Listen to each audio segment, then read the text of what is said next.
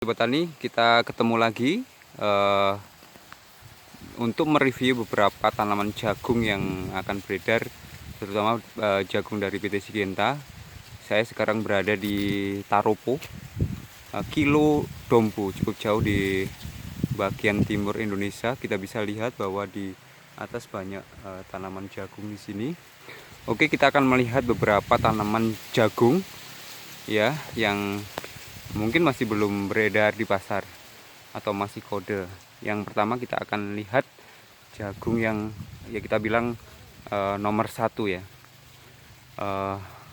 Di Taropo ini dari jenis tanahnya cukup padat ya, saya lihat padat.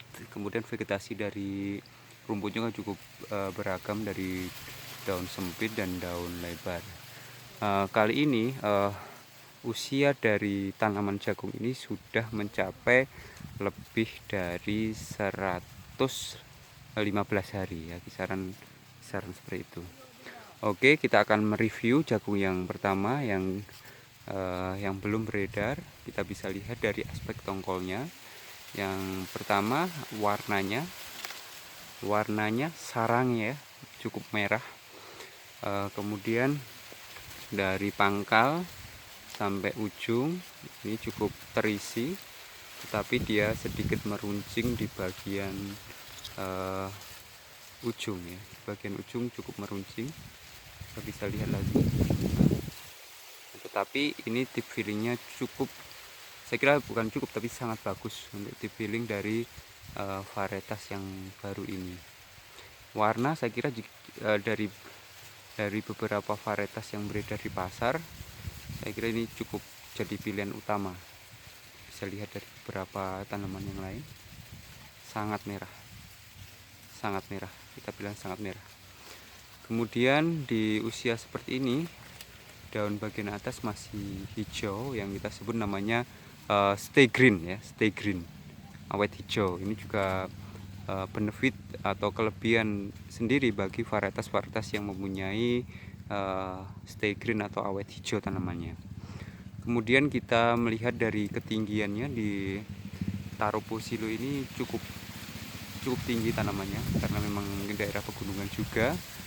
Kemudian Sobat Tani juga bisa melihat bahwa di daerah sini konturnya cukup banyak dan banyak angin ya, kita bisa lihat anginnya cukup banyak ya.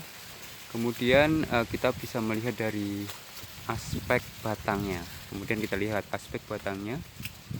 Aspek batang cukup kokoh, tidak ada tanaman yang roboh.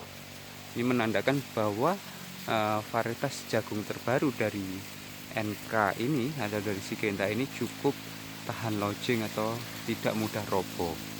Kemudian bisa dilihat dari batangnya yang cukup besar, akar yang saya kira cukup banyak. Ini cukup banyak ya.